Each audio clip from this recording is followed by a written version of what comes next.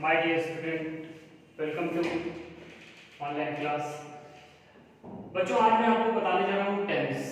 Tense क्या होता है, टेंस कैसे होता है और किस तरीके से बैंक, एसएससी और रेलवे में जो भी एग्जामिनेशन होते हैं या जो भी क्वेश्चंस आते हैं, specially I am talking about bank and SSC, उसमें टेंस का क्या रोल होता है। आज मैं आपको सारी चीजें बताऊंगा जिससे आपको टेंस में किसी भी तरह की कोई डाउट ना रहे, आप उस चीज को अच्छे से समझ सकें, ठीक है, और कॉमन एरर को अच्छे तरीके से सॉल्व कर सकें। क्योंकि टेंस एक ऐसा टॉपिक होता है जो पूरी इंटायर ग्रामर को कवर करता है। अगर आपको टेंस क्लियर है तो आपकी सारी चीजें क्लियर है। आइए बात करते हैं टेंस। टेंस का मतलब बच्चों होता है काल, ठीक है। टेंस का मतलब होता है काल। तीन तरह के टेंस होते हैं बेसिकली। कौन कौन से? ये होते हैं आपका प्रेजेंट टेंस,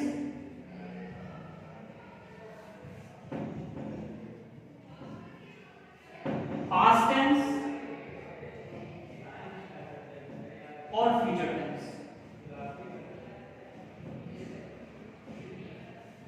बच्चों बेसिकली जो टेंस होते हैं वो तीन तरह के होते हैं, प्रेजेंट, पास्ट और फ्यूचर। लेकिन हम जब एग्जाम की बात करते हैं तो एग्जाम में टेंस की कैटेगरी थोड़ा सा अलग होती है, जरा सा, ठीक है। ऐसा इसलिए है क्योंकि अब जो क्वेश्चन एग्जाम में बनते हैं वो डायरेक्ट टेंस से नहीं बनते, टेंस के फंक्शन से बनते हैं। तो हम टेंस को समझने के साथ साथ टेंस के फंक्शन को भी समझेंगे कि टेंस का बेसिकली फंक्शन क्या होता है, ठीक है। और उस टेंस के फंक्शन के बिहाफ पे बहुत सारे क्वेश्चन आपके एग्जाम में आते हैं, ठीक है। अगर आप कोई भी टेंस पढ़ रहे हैं और उसके फंक्शन को आपने समझ लिया कि वो कहां यूज होता है, तो आपको वो चीजें इजी हो जाएंगी और उसी से रिलेटेड क्वेश्चन आपको एग्जाम में मिलेंगे। आइए बात करते हैं। टेंस तीन तरह के होते हैं। प्रेजेंट टेंस, प्रेजेंट टेंस मतलब कि प्रेजेंट टेंस का मतलब ये हुआ is, am, are. Past tense का मतलब क्या हुआ? Was, were. फ्यूचर टेंस का मतलब क्या हुआ? विल और शैल, ठीक है। ये हम टेंस की बात करते हैं, ये टेंस है। इसको बेसिकली हम क्या बोलेंगे? टेंस। देखिए बच्चों, टेंस की जो उत्पत्ति हुई है ये लैटिन भाषा के शब्द टेम्पस से हुई है। लैटिन भाषा का एक शब्द होता है टेम्पस, इससे टेंस की उत्पत्ति हुई। इसका मतलब होता है टाइम या एरा। इसको हम क्या बोलते हैं? इसको बेसिकली हम बोलते हैं या तो टाइम या तो एरा। मतलब तो टेंस की परिभाषा क्या है? टेंस की परिभाषा ये बनी कि लैंग्वेज को समय के फॉर्म में व्यक्त करने की जो प्रक्रिया होती है वो क्या कहलाती है? टेंस कहलाती है। या दूसरे शब्दों में, भाषा को शब्दों के रूप में परिवर्तित करने की जो प्रक्रिया होती है वो क्या कहलाती है? टेंस कहलाती है। टेंस हमें ये बताता है कि कोई भाषा समय के विभिन्न आयामों में किस तरह से स्थापित होती है। जैसे हम प्रेजेंट की बात करते हैं, हम पास्ट की बात करते हैं, हम फ्यूचर की बात करते हैं। तो टेंस हमें केवल ये बताता है कि कब हम प्रेजेंट में हैं, कब हम पास्ट में हैं और कब हम फ्यूचर में हैं। I hope you understand. Suppose for example, जैसे मैंने लिखा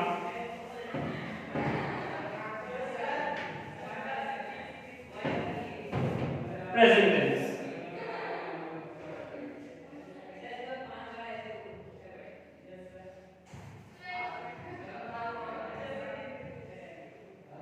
अब बेटा प्रेजेंट टेंस क्या होता है?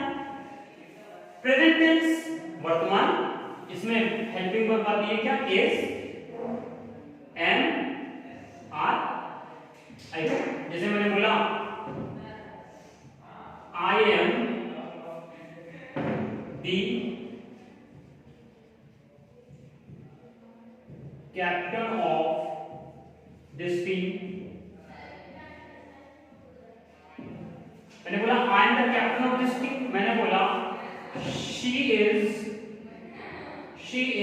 ए noted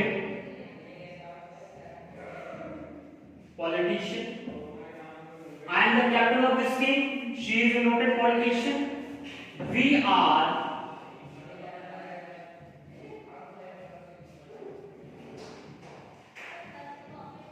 the supporter of, we are the supporter of the politics. तो बच्चों आपने देखा कि यहाँ पे शब्द बन रहे हैं। पहला मैंने बोला I am the captain of this team, दूसरा मैंने बोला she is a noted politician, तीसरा मैंने बोला we are the supporter of the politics. अब जैसा कि मैंने आपको बताया कि जो टेंस होते हैं वो समय के आयामों में अपने आप को ढालने का प्रयास करते हैं कि वो कौन सा समय का आयाम है जिसमें कोई बात करना चाहते हैं। Which kind of mechanism we would like to accept to talk in a very frequent manner with the help of the group of word which is called tense। ठीक है, अब जैसे मैंने बोला I am the captain of this team, अब यहाँ पे बात हो रही है, मैं ये कह रहा हूँ कि मैं इस टीम का कैप्टन हूँ, वर्तमान की बात है, इसका मतलब कौन सा टेंस है? प्रेजेंट टेंस है। अगर मैं एम की जगह पे वास कर देता, तो अगर मैं एम की जगह पे वास कर देता तो यहाँ पे क्या आ जाता? ये पास्ट टेंस हो जाता। I was the captain of this team. ठीक है, अब जैसे मैं वास करता वहां पे दिस की जगह पे क्या हो जाता? दैट आ जाता। ठीक है, बात पास्ट में हो जाती। अगर मैं वास की जगह पे विल बी कर देता, इसका मतलब ये जो टॉपिक है, ये जो पॉइंट है, ये जो सेंटेंस है वो किसमें चला जाता? फ्यूचर में चला जाता। तो कहने का मतलब ये है कि टेंस क्या होते हैं? टेंस वो होते हैं जो हमारे कहे गए ग्रुप ऑफ वर्ड्स को टाइम के अलग-अलग आयाम में प्रतिस्थापित करते हैं। हमें वो बताते हैं कि हम कब प्रेजेंट में थे, कब पास्ट में थे और कब फ्यूचर में थे। I hope it is clear. She is a noted politician, ठीक है, अच्छी बात है। We are the supporter of the politics, ठीक है। ये तीनों के तीनों सेंटेंस किसमें है? प्रेजेंट टेंस में। ठीक है, आई होप इट इज क्लियर। आप इसको नोट कर लें।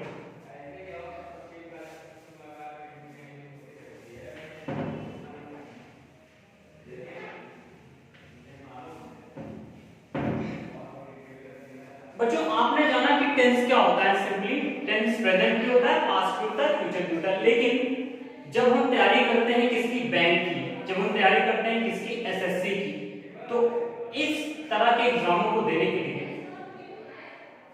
जो क्वेश्चन बच्चों से पूछे जाते हैं वो डायरेक्ट क्वेश्चन नहीं होते कि ए आया, आवाज आया, नहीं, ये फंक्शन से क्वेश्चन पूछते हैं। तो अब हम इसको आगे बढ़ाते हुए प्रेजेंट टेंस की बात करते हैं। प्रेजेंट टेंस फिर एक बार में बढ़ जाता है जिसको बोलते हैं present indefinite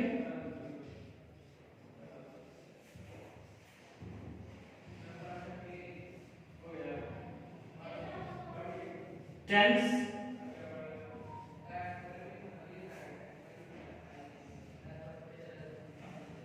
present continuous tense,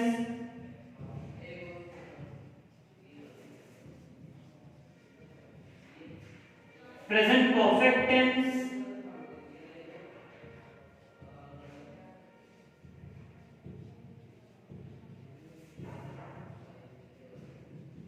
and present perfect continuous tense.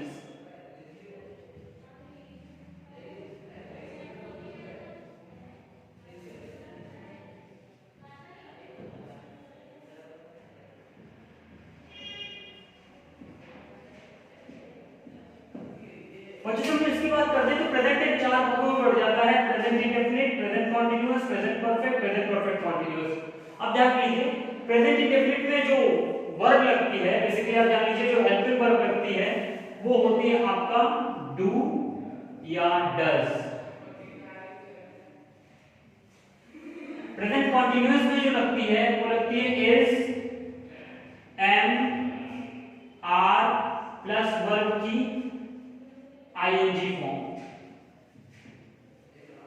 Present perfect में जो लगती है वो लगती है हैज, हैव प्लस वर्ब की third form.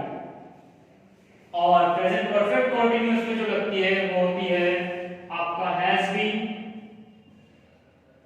Have been plus verb की कौन सी फॉर्म? ING form. बच्चों ये आप डेटा नोट कर लें। इसके बाद मैं टॉपिक उठाऊंगा, पहला टॉपिक उठाऊंगा प्रेजेंट इंडेफिनिट टेंस का।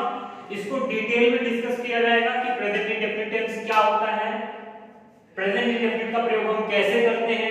मतलब मेरे पढ़ाने के बाद प्रेजेंट इंडेफिनिट टेंस में से किसी भी तरह का कोई भी क्वेश्चन अगर आपके एग्जाम में आता है तो आप उसको करेक्ट कर जाओ। Just note it down.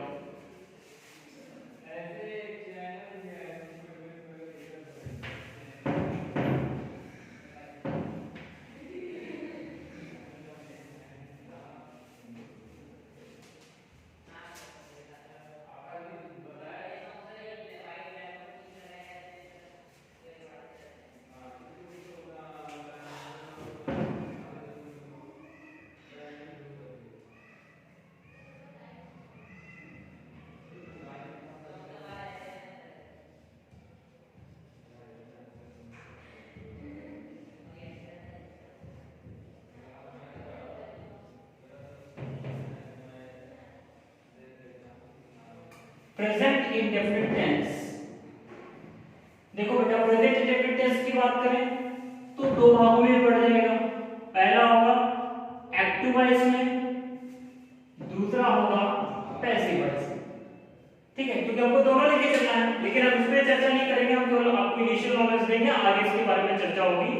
सबसे पहले हम बात करते हैं एक्टिव वॉइस की बात करें तो क्या आ जाता है, डू या डज। ठीक है, पैसिव वॉइस की बात करें तो is, am, are plus verb की थर्ड फॉर्म। अब हमने बताया प्रेजेंट इंडेफिनिट दो चीजों से बनता है, एक्टिव वॉइस और पैसिव वॉइस। मतलब प्रेजेंट इंडेफिनिट को व्यक्त करने के लिए दो अलग-अलग माध्यम होते हैं, दो अलग-अलग वाक्य होते हैं। पहला वाक्य होता है एक्टिव वॉइस, दूसरा वाक्य होता है पैसिव वॉइस। ये दोनों ही तरीके से हम प्रेजेंट इंडेफिनिट टेंस को व्यक्त कर सकते हैं। आप पहले ये देख लें, क्योंकि इसको बताने के बाद में फंक्शंस पे आऊंगा तो आपको वो चीज ज्यादा समझ में आएगी। जैसे मैंने सेंटेंस लिखा do you help the poor, interrogative sentence है। मैंने सेंटेंस लिखा I help the poor, affirmative sentence है। मैंने लिखा she does not like to meet anyone, she does not like to meet anyone। तीन सेंटेंस आपके बारे में दिए हैं। पहला मिलेगा do you help the poor, interrogative interrogative. दूसरा मिलेगा I help the poor, affirmative. तीसरा मिलेगा she does not like to meet anyone. Clear हो रहा है?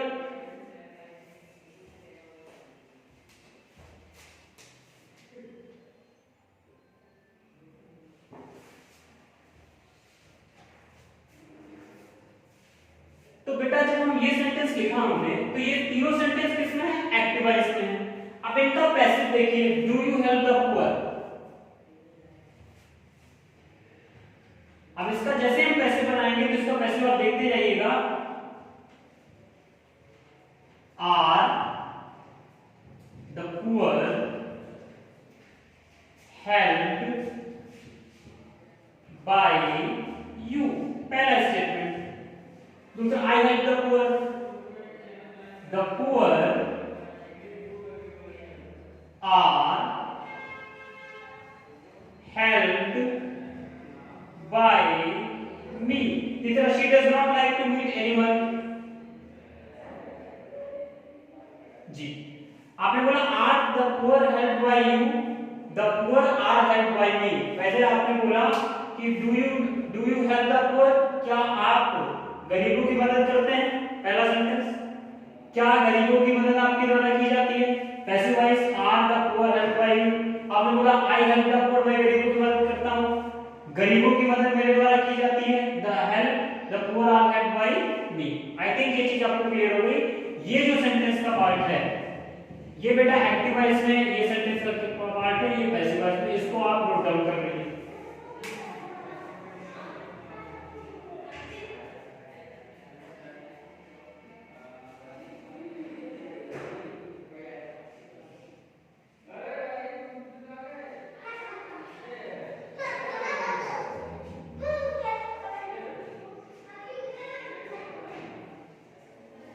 आई। तीसरा है she does not like to meet anyone.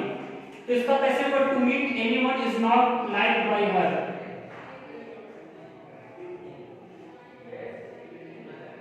To meet anyone is not liked by her. I hope it is understood. ठीक, आइए आगे बात करते हैं।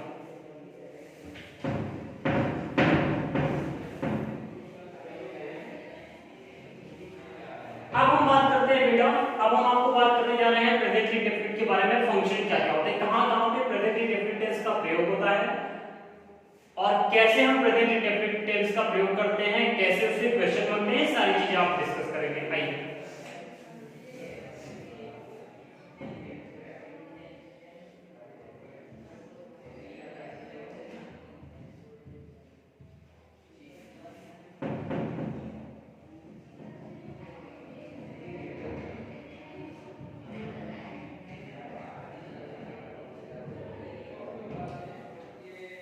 पहला।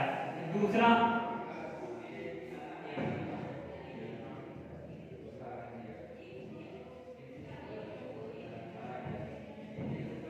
तीसरा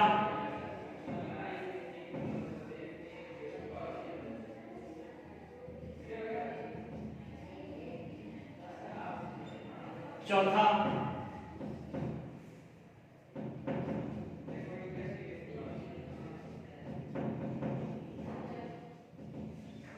पांचवा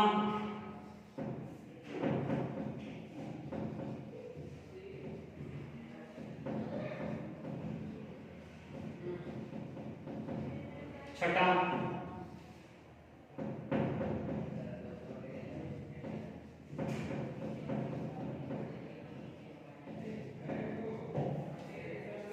देखो बेटा, पांच ऐसे स्टेप होते हैं या पांच ऐसे पॉइंट होते हैं या पांच ऐसे फॉर्म होते हैं जहां पे जब भी हम सेंटेंस का निर्माण करते हैं तो वो सेंटेंस हमेशा किसमें होता है, प्रेजेंट इंडेफिनिट में। पांच ऐसी जगह पे होती हैं जहां पे हम हमेशा प्रेजेंट इंडेफिनिट टेंस का प्रयोग करते हैं और किसी टेंस का प्रयोग नहीं करते। फॉर एग्जांपल, पहला है हैबिचुअल एक्शन, दूसरा है यूनिवर्सल ट्रुथ, तीसरा है साइंटिफिक ट्रुथ, चौथा है फिक्स्ड फ्यूचर, पांचवा है कंडीशनल सेंटेंस और छठा है कीवर्ड्स। अब हम इसको आपको सेंटेंस को लिख के एक एक चीजें समझा देते हैं, सारी चीजें आपके समझ में आ जाएंगी। ठीक है, आइए बात करते हैं।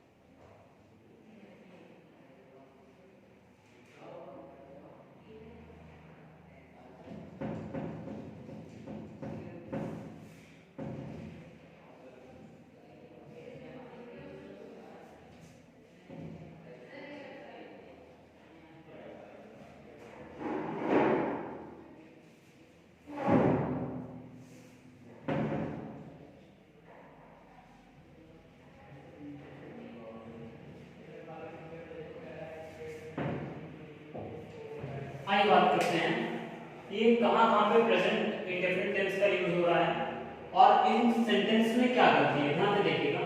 पहला सेंटेंस है, जैसे मैंने सेंटेंस बोला, पहला जो वाक्य था वो ये था कि अब हम बात करते हैं हैबिचुअल ट्रुथ।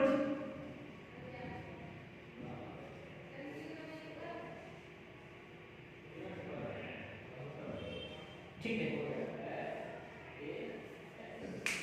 जैसे हमने बोला I am always help the poor, I am always helping the poor. ये सेंटेंस क्या सही है? मैं हमेशा गरीबों की मदद कर रहा हूं। ये जनरल फैक्ट है, ये रेगुलर चीज है कि आप हमेशा गरीबों की मदद करते हैं। जो चीज आप हमेशा करते हैं वो कभी भी कॉन्टिन्यूअस में यूज नहीं होती। What things you are doing regularly and the action which comes in your life as an execution, as a regular part of your life, in that particular case we never use present continuous, we always use present indefinite. तो ये sentence गलत हो जाएगा। Sentence बनेगा I always help the poor. I hope you understand. मैं हमेशा गरीबों की मदद करता हूँ, ना कि मैं हमेशा गरीबों की मदद कर रहा हूँ। I hope it is clear. दूसरा है she is often working hard to get what she has decided. वो प्रायः मदद कर रही, कठिन मेहनत कर रही है to get वो पाने के लिए जो वो डिसाइड कर चुकी है। वो प्रायः मदद कर रही है नहीं, वो प्रायः हार्ड वर्क करती है। वो प्रायः हार्ड वर्क करती है। बात समझ नहीं? इसका मतलब यहाँ पे इज नहीं लगेगा, यहाँ पे वर्किंग नहीं होगा, यहाँ पे हो जाएगा क्या? Works. She often works hard to get what she has decided. I hope it is clear. The third statement is the earth is moving around the sun to complete its circle. Universal truth का concept है ये। अगर मैं आपको बताऊं universal truth का मतलब क्या होता है? यूनिवर्सल ट्रुथ का मतलब होता है जो सार्वभौमिक सत्य है, जो भूतकाल में भी सत्य था, वर्तमान में भी सत्य है और भविष्य में भी क्या रहेगा? सत्य रहेगा। ऐसी जगह पे सार्वभौमिक सत्य जहां पे यूज होता है वहां पे हमेशा हम प्रेजेंट इंडेफिनिट टेंस का यूज करते हैं।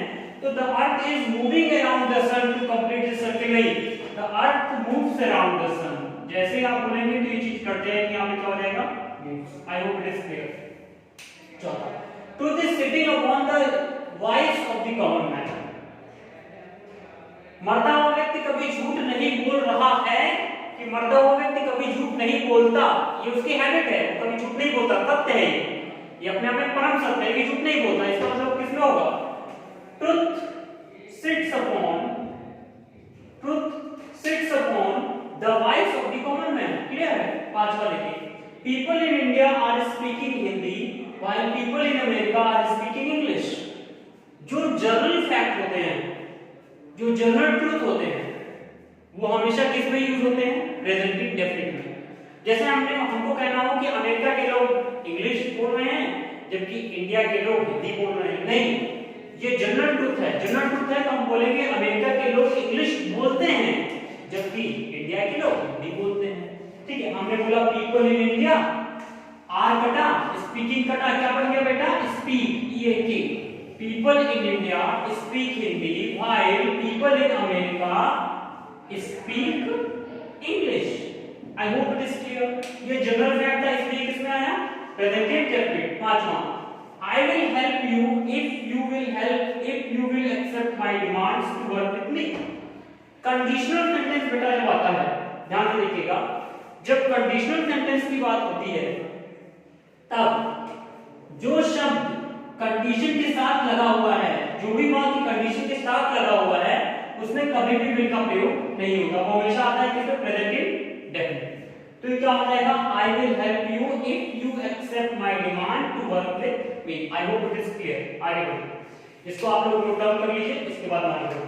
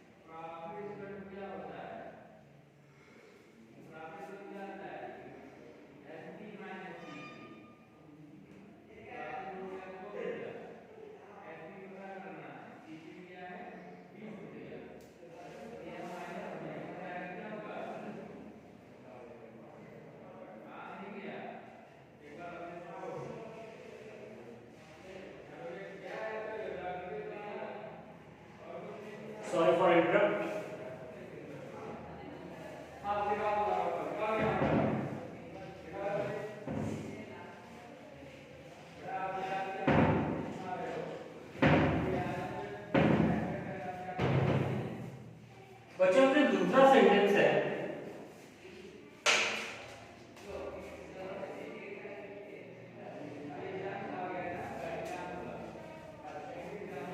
बच्चों फिर दूसरा सेंटेंस है, हम बात करते हैं प्रेजेंट कॉन्टिन्यूअस टेंस की। देखिए प्रेजेंट कॉन्टिन्यूअस टेंस क्या होता है।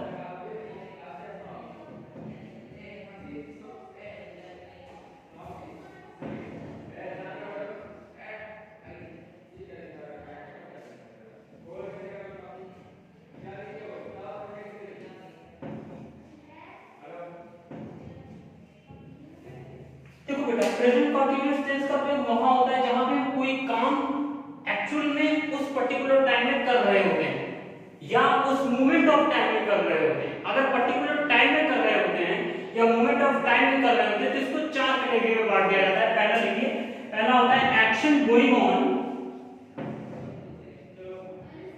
एक्शन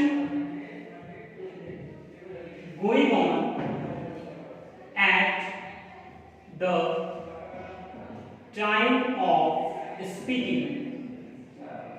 पहला है बेटा action going on at the time of speaking. दूसरा होगा action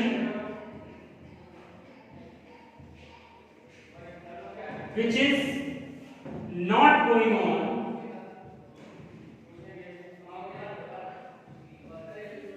at the time of speaking। तीसरा होता है बेटा ग्रेजुअल एक्शन, ग्रेजुअल एक्शन। और चौथा होता है आपका इरिटेटिव एक्शन।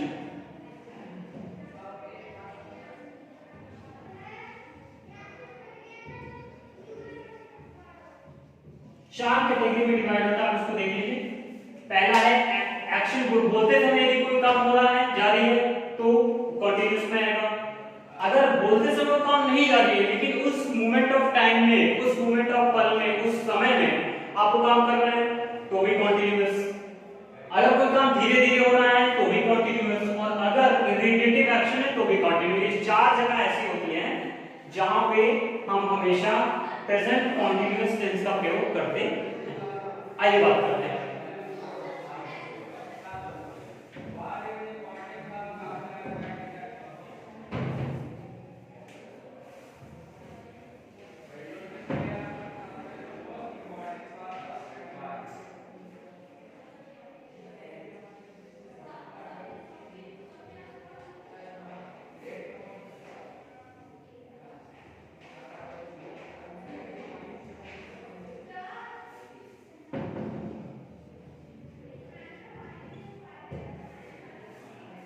पहला सेंटेंस है I am making it long.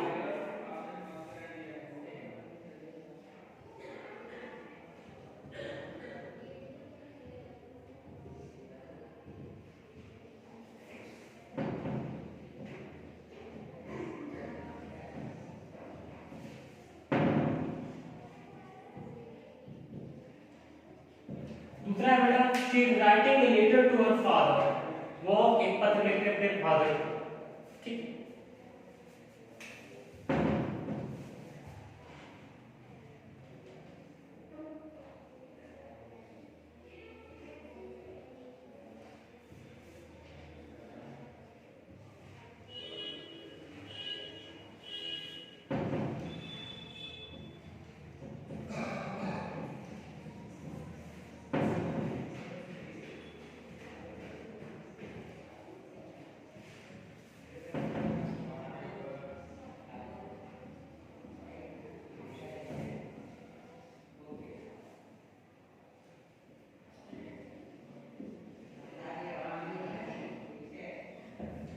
तीसरा सेंटेंस है what do you do at present to mitigate the problem of the country.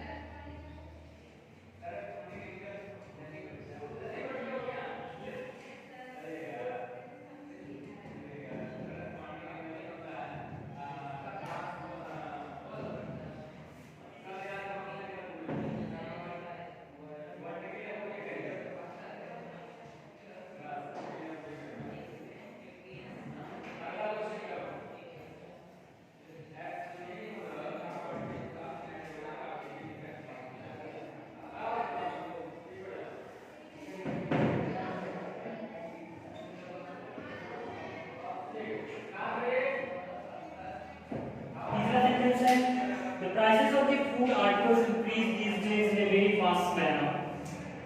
चौथा है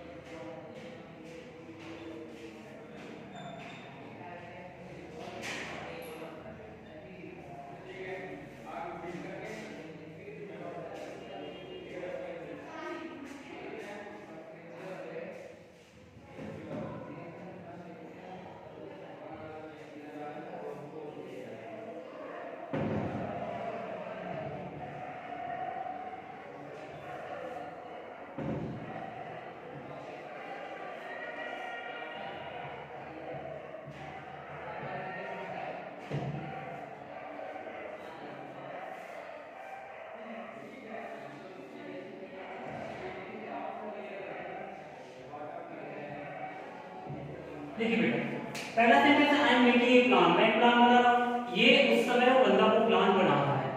अगर उस समय बंदा को प्लान बना रहा है, इसका मतलब आई am making a plan, action going on at the time of speaking, बोलते समय वो काम हो रहा है। जैसे मैंने बोला कि she is selling her house, वो अपना घर बेच रही है, ठीक है, वो उसमें बेच रही है तो हमने लिखा she is selling her house. लेकिन दूसरा sentence she is writing a letter to her father, आपने एक शब्द यहां पे ऑर्डर दिया नाउ, ठीक है, she is writing a letter to her father, वो अपने पिता को एक पत्र लिख रही है, अच्छी बात है, लिख रही है, कोई दिक्कत नहीं है, कंटीन्यूअस में चलेगा, action going on at the time of speaking. लेकिन आपने बोला what do you do at present to mitigate the problem of the countries, जैसे आपने सेंटेंस बोला, अब यहां पे ध्यान से देखिएगा, अब यहां पे कीवर्ड आया है एट प्रेजेंट। जैसे आपने कीवर्ड देखा एट प्रेजेंट, आपको माइंड में स्ट्रक किया, एट प्रेजेंट जब भी आता है तो वो वाक्य कभी भी प्रेजेंट इंडेफिनिट में नहीं होता बेटा। जब भी हम एट प्रेजेंट का प्रयोग करते हैं तो वाक्य कभी भी प्रेजेंट इंडेफिनिट में नहीं होता, वो हमेशा किसमें होगा, कंटीन्यूअस में। यहां पे कटेगा, यहां पे आएगा इज, सॉरी यहां पे आएगा आर और यहां पे आएगा आईएनजी, तो क्या बन जाएगा, what are you doing at present to mitigate the problem of the country. अब आप कहेंगे ऐसे कौन से कीवर्ड हैं जिनके साथ हमेशा कंटीन्यूअस आता है, बहुत सारे हैं। जैसे मैंने बोला एट प्रेजेंट, nowadays,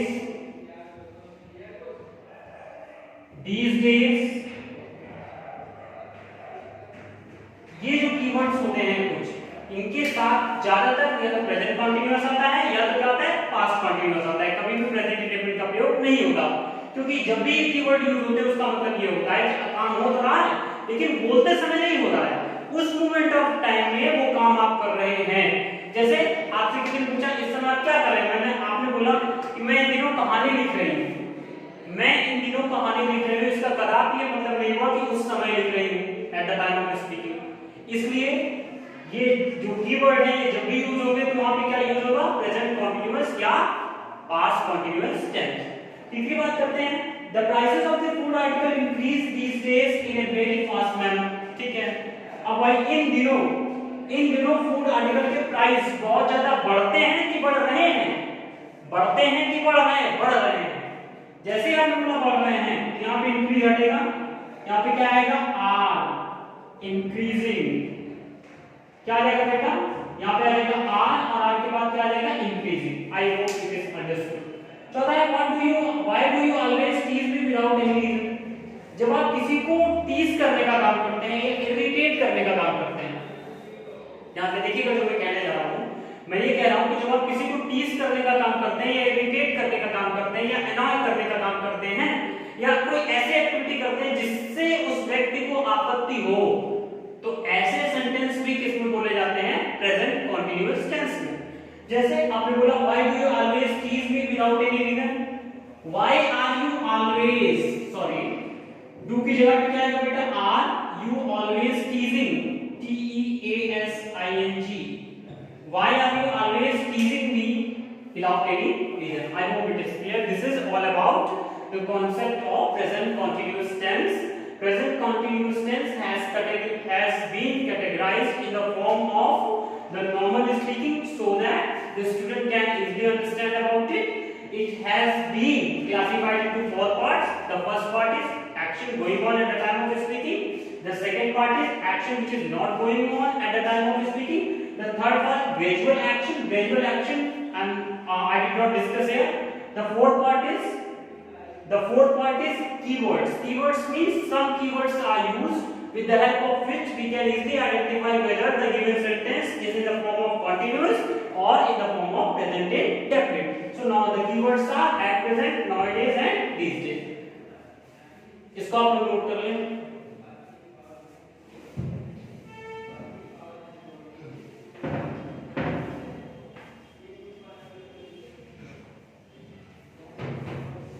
नेक्स्ट है बेटा, जैसे मैंने सेंटेंस लिखा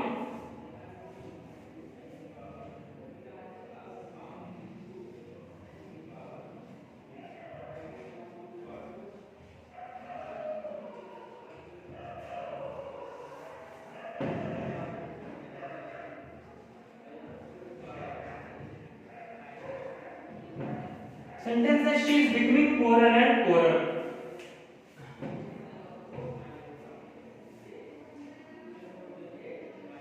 अब जैसे हम ये सेंटेंस बात करते हैं she is becoming poorer and poorer, तो ये जो सेंटेंस होता है बेटा ये ग्रेजुअल एक्शन दिखाता है. ये क्या दिखाता है?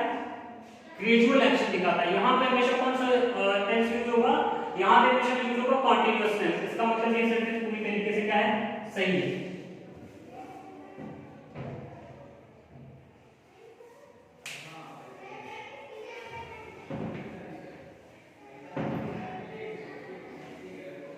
आइए बात करते हैं बेटा तीसरा जो सबसे इंपॉर्टेंट सेंटेंस है जो हम बहुत ज्यादा यूज करते हैं उसको हम बोलते हैं प्रेजेंट परफेक्ट.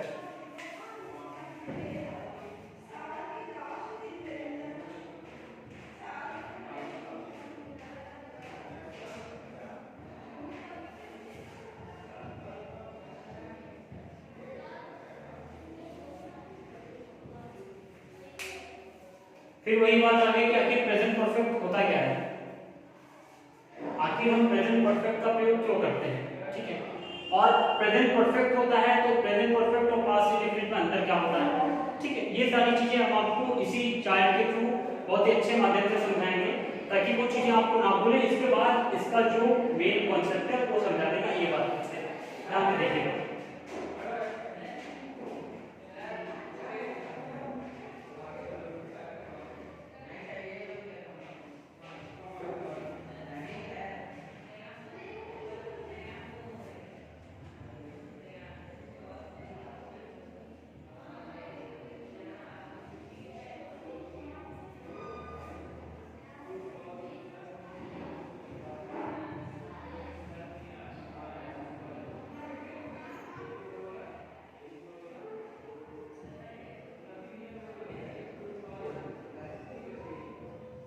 ध्यान से देखिए समझने के लिए. प्रेजेंट इंडेफिनिट क्या होता है, सॉरी प्रेजेंट परफेक्ट क्या होता है. ध्यान से देखिएगा. कोई भी चीज प्रेजेंट में परफेक्ट कैसे होती है, हम उसको कैसे माने कि वो चीज प्रेजेंट में क्या है, परफेक्ट है. और हम ये कैसे पता लगाएं कि कोई एक्शन जो कि हुआ है वो प्रेजेंट में है कि पास्ट इंडेफिनिट में है, और वो कब प्रेजेंट में हुआ उसकी क्या पहचान है, वो कब प्रेजेंट परफेक्ट में हुआ उसकी क्या पहचान है, और वो कब पास्ट इंडेफिनिट में हुआ उसकी क्या पहचान है. ध्यान से देखिएगा. अगर कोई काम भूतकाल में शुरू हुआ, ध्यान से देखिएगा, अगर कोई काम भूतकाल में शुरू हुआ जिसको हम बोलते हैं इमीडिएट पास्ट. दो तरह के पास्ट होते हैं आपके सामने, एक होता है इमीडिएट पास्ट, एक होता है सिंपल पास्ट. इमीडिएट पास्ट जो अभी अभी जो चीज हुई. अगर कोई काम भूतकाल में हुआ, ध्यान से देखिएगा, और उसका प्रभाव वर्तमान में पड़ रहा है. अगर कोई काम भूतकाल में हुआ और वो वर्तमान में भी क्या है, जारी है. ध्यान से देखिएगा, समय नहीं दिया. अगर कोई काम भूतकाल में हुआ और वो वर्तमान में जारी है, लेकिन कब तक जारी है ये नहीं दिया, लेकिन जारी है ये दिया है. तो ऐसे सेंटेंस किसमें होते हैं, प्रेजेंट परफेक्ट. ध्यान से देखिएगा मैंने क्या बोला. मैंने बोला कि अगर कोई काम भूतकाल में हुआ, इमीडिएट पास्ट में हुआ और उसका प्रभाव वर्तमान में पड़ रहा है, इसका मतलब कि वो सेंटेंस किसमें होगा, प्रेजेंट परफेक्ट। किसमें होगा? Present perfect. फॉर एग्जांपल मैंने यहां पे लिया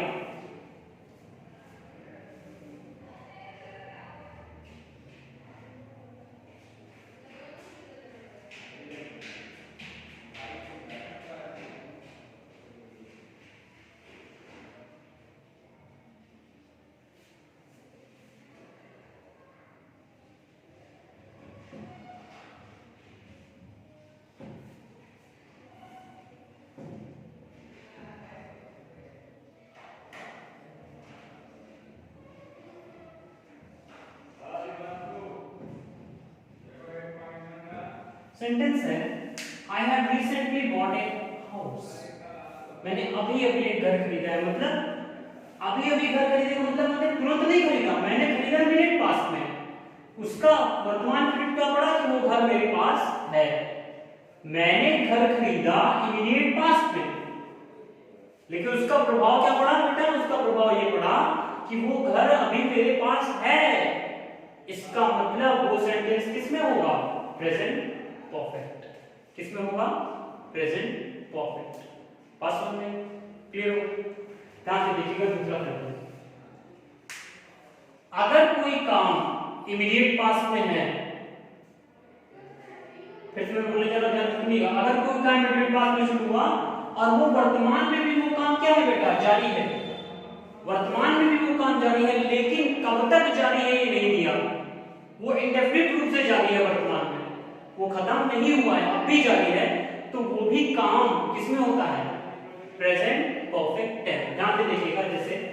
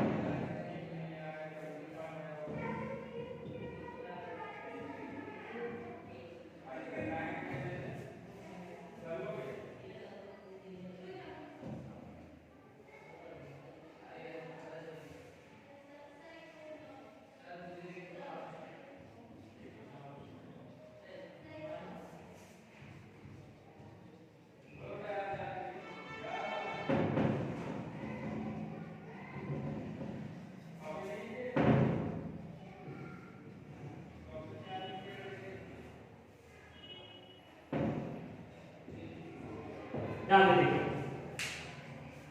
आई have recently bought a new house. मैंने अभी भी घर खरीदा है, ठीक है, अभी भी तुरंत खरीदा है, कोई दिक्कत नहीं। I have been living here since 1928। मैं यहाँ पर 1928 से रह रहा हूँ। इसका मतलब क्या हुआ? 1928 से रहा मैं यहाँ पे। मैं यहाँ पे 1928 से रहा, ध्यान से देखिएगा, 1928 से मैं यहाँ पे रहा, ठीक है, और अब तक रह रहा हूँ। ध्यान से देखिएगा, सेंटेंस है मैं यहाँ पे 1928 से रहा, अब तक रह रहा हूँ। 1928 से रह रहा हूँ, पॉइंट ऑफ टाइम दिखा रहा है, तो ऑब्वियसली अगर पॉइंट ऑफ टाइम दिखा रहा है तो ये क्या हो जाएगा? हैप्पी। क्या हो जाएगा? Happy. Present continuous, present perfect continuous tense. लेकिन अगर आपने बोला she has been knowing me since 1930, वो मुझे 1930 से जानता है। कब से जानता है? 1930 से जानता है, मतलब अभी जानता है। 1930 से उससे जानना शुरू किया और अभी तक मुझे जानता है। इसका मतलब अभी तक वो काम जारी है। यहाँ पे 1928 से मैं यहाँ रह रहा हूँ, 1928 से रह रहा हूँ, यहाँ पे देखिएगा, वो मुझे 1930 से जानता है, मतलब अभी तक जानता है, और वो काम अभी तक क्या है? जारी है। अगर वो काम बेटा अभी तक जारी है तो यहाँ पे हैज बीन नहीं होगा और ना ही नोइंग होगा, यहाँ पे क्या होगा? Has known. She has known me since 1930, वो मुझे 1930 से जानता है और अब तक जानता है। आई होप इट इज क्लियर।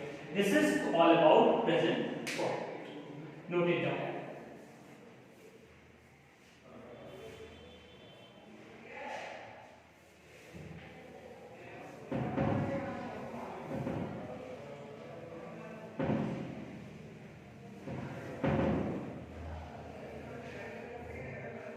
देखिए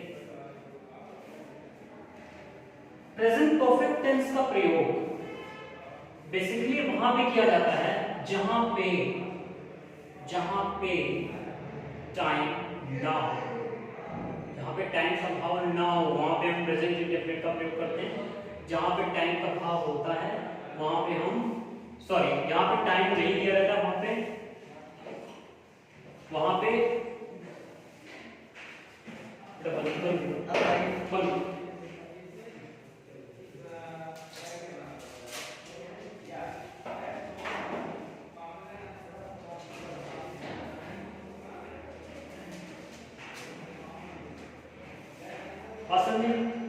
प्रेजेंट परफेक्ट का प्रयोग वहां पे किया जाता है जहां पे वर्तमान में कोई काम पूरा हो चुका है। अगर वर्तमान में कोई काम पूरा हो चुका है तो क्या होगा, प्रेजेंट परफेक्ट कब हुआ इस बारे में कोई पता नहीं। बात समझ में?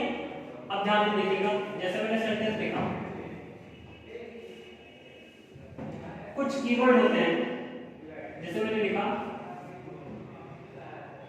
सो फार, डायरेक्ट सेंटेंस ही लिख दे रहा हूं।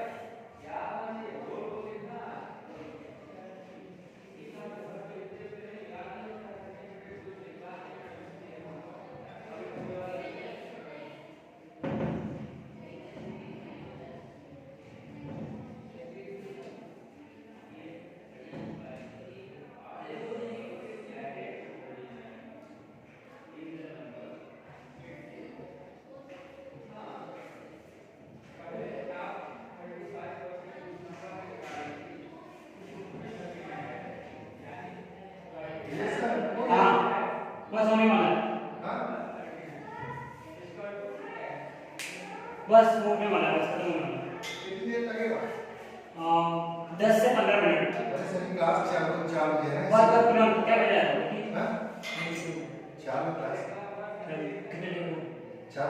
बस छोड़ दो।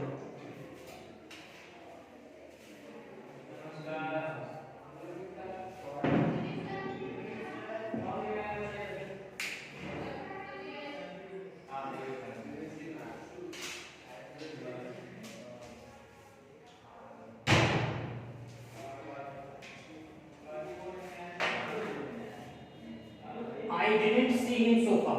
जैसे मैंने सेंटेंस बोला I didn't see him so far, इसका मतलब क्या हुआ? so far जो यहाँ पे आया बेटा, अब तक की बात कर रहा है, बोले जाने तक। और कोई काम यदि बोले जाने तक होता है तो वो किसमें होता है? प्रेजेंट परफेक्ट में। और यदि वो प्रेजेंट परफेक्ट होता है, इसका मतलब यहाँ पे डिजिट नहीं आएगा, क्या आएगा? haven't। haven't सी की जगह पे सी। फिर कह रहा है कि during the last few years we saw plenty of litigation in the field of marketing। during the last few years, बीते कुछ वर्षों के दौरान मैंने देखा, और अब तक वो जारी है, अब तक वो हो रहा है। इसका मतलब यहाँ पे क्या हो जाएगा? we have seen। we have seen। company gave no incentive to the employees of the company so far।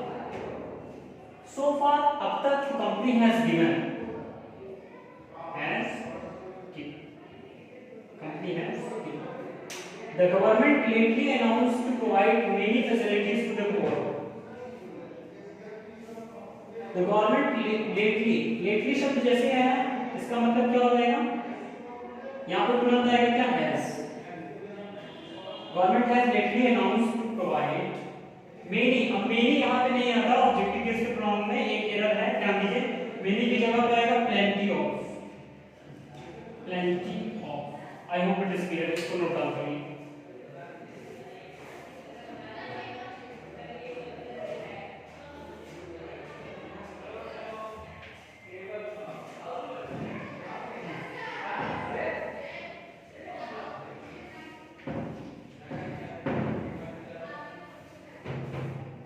Last आपका है प्रेजेंट परफेक्ट कॉन्टिन्यूअस टेंस। ध्यान से देखिएगा, प्रेजेंट परफेक्ट कॉन्टिन्यूअस टेंस कहाँ होता है?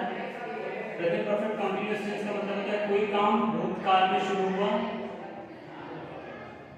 और वो वर्तमान के पहले तक किसी निश्चित समय तक जारी रहा। ध्यान से देखिएगा, तो वहां पे हम करते हैं प्रेजेंट परफेक्ट कॉन्टिन्यूअस टेंस का प्रयोग। ठीक है, जैसे फॉर एग्जांपल क्या होता है इसमें? इसमें होता है आपका subject plus has been oblique have been plus verb की कौन सी फॉर्म? वर्ब की आईएनजी। ध्यान दीजिएगा,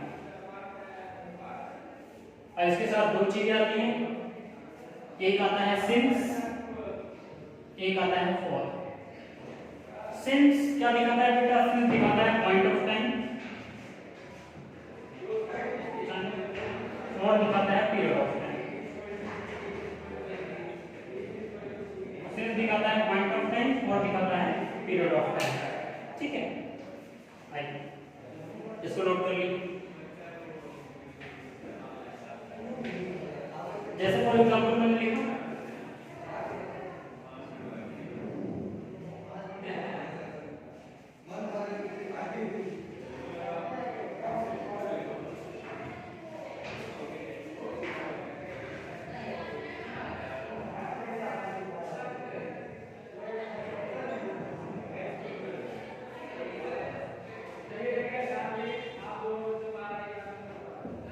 I have been working here for 10 years। मैं 10 वर्षों से काम कर रहा हूँ। 10 years क्या है? और आया है पीरियड ऑफ टाइम ऑप्शन।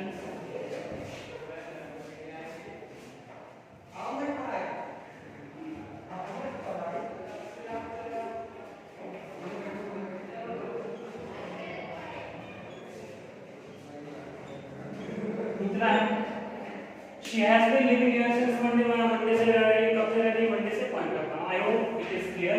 यहाँ पे for पीरियड ऑफ टाइम है बेटा, ठीक है, then दिखा रहा है पीरियड है। since पॉइंट ऑफ टाइम है, मंडे से रही, मंडे की किस पॉइंट पर रहना शुरू किया नहीं पता है, इसलिए यहाँ पे किसका प्रयोग हुआ? since का प्रयोग। I hope you understood it। Please note it।